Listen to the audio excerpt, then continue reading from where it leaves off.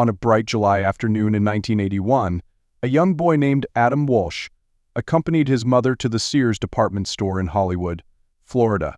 The day began like any other with the simple joy of a mother and child sharing an errand. Yet, what would follow was anything but ordinary. That afternoon, while his mother browsed the aisles, Adam remained in the toy section. His mother, Reeve, expected a routine shopping experience, a quick errand before returning home. But in a twist of fate that no one could foresee, this brief moment of separation would lead to a lifetime of heartache for the Walsh family and spark a movement that changed child safety laws across America. What began as a simple shopping trip quickly turned into a parent's worst nightmare. The tragedy that unfolded would lead to nationwide changes in law enforcement and child safety policies. Today we revisit the story of Adam Walsh, remembering how a single, heartbreaking event reshaped an entire nation's approach to protecting its children. Adam Walsh was a bright, energetic boy with a zest for life that was contagious. He loved sports, especially baseball and fishing, often spending weekends outside bonding with his father.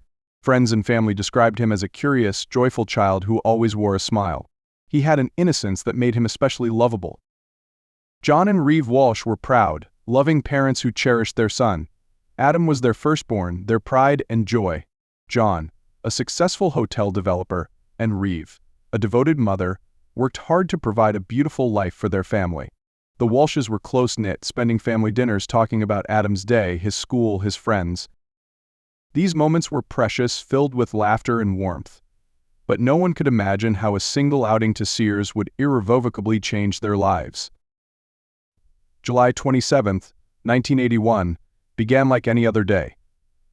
Adam's mother, Reeve, needed to stop by Sears to pick up a lamp that was on sale. Like any mother might, she allowed Adam to stay in the toy section, a place filled with bright colors, toys, and other children. But when she returned, Adam was gone. Reeve immediately searched the surrounding aisles, thinking he had wandered off nearby. Her voice, calling his name, echoed through the store, but there was no answer. The minutes stretched into hours, and a simple shopping trip turned into a frantic search. Mall employees and security staff joined in. The store was combed thoroughly. Outside, police arrived, and the search expanded to include the parking lot and surrounding areas, but no one could find a trace of Adam. As night fell, the Walsh family's desperate search continued. Friends, neighbors, and even strangers joined the search efforts. Adam's face appeared on every news channel, and soon the nation was captivated by the search for the little boy who had simply gone missing at a local mall. Reeve and John, devastated and exhausted, held on to hope. They remained vigilant, never straying from their phones in case of news. Every knock on the door, every phone ring, held the potential of bringing Adam back. 2 weeks after Adam's disappearance, on August 10, 1981, authorities discovered a small body in a canal more than 100 miles from the Sears store. The discovery shattered the Walsh family's last remaining hope. A medical examiner confirmed that it was Adam. Their beloved son had been taken from them forever. For John and Reeve Walsh, the grief was indescribable. Their world crumbled. They had lost not only their child but a part of themselves. However, despite this tragedy, John and Reeve made a commitment to ensure no other family would have to endure what they had suffered. In the wake of Adam's death, the investigation took a different turn. With few leads and limited forensic resources, investigators faced an uphill battle. Evidence handling and coordination challenges plagued the case, sparking public criticism and frustration. John Walsh, heartbroken and disillusioned, began to speak openly about the flaws in law enforcement procedures for missing children cases. His frustration wasn't just personal, it became a rallying cry, a demand for reform that would eventually lead to monumental changes in child safety laws. Years after Adam's murder, Ottis Toole, a convicted serial killer, would confess to the crime.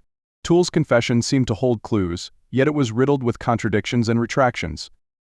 Some believed that Toole's confession was genuine, but others argued that he was unreliable. His tendency to boast and lie made it challenging for investigators to separate fact from fiction. Throughout his confession, Toole provided details that seemed plausible, but then he would retract his statements, casting doubt on his reliability. Investigators and the public were left in limbo, unsure of whether Toole was the true culprit or simply seeking attention. The years passed, and despite these doubts, Adam's case remained open until 2008. Authorities, after thorough review, closed the case, officially naming Ottis Toole as Adam's killer, though lingering questions still haunt many involved in the case. In the wake of this tragedy, John Walsh transformed his grief into action. Determined to prevent this horror from happening to other families, he co-founded the National Center for Missing Exploited Children, or NEC. This organization has since become a lifeline for families across the nation. To honor Adam's memory, the Code Adam program was created, a protocol that alerts employees when a child goes missing in a store, ensuring no family experiences what the Walshes went through. The Adam Walsh Child Protection and Safety Act, named after Adam, established a national registry for child offenders, making it easier to track those who pose a threat to children. This was not just a law, it was a commitment to safeguarding America's children, honoring Adam's memory. The Walsh family's courage and advocacy turned a devastating tragedy into the foundation for reforms that continue to protect countless children today. Through John Walsh's tireless advocacy, the Walsh family's unimaginable loss brought about changes that made America a safer place, transforming their sorrow into a legacy of hope. The story of Adam Walsh shook America, leaving a lasting legacy in our laws, our policies, and in our hearts. As we reflect on his story, we see the power of love and advocacy in the face of unimaginable tragedy. How has this case changed your perspective on child safety? We invite you to share your thoughts below. Let us remember Adam's legacy together and honor the changes his story inspired to protect families everywhere. Thank you for watching, and thank you for remembering Adam with us.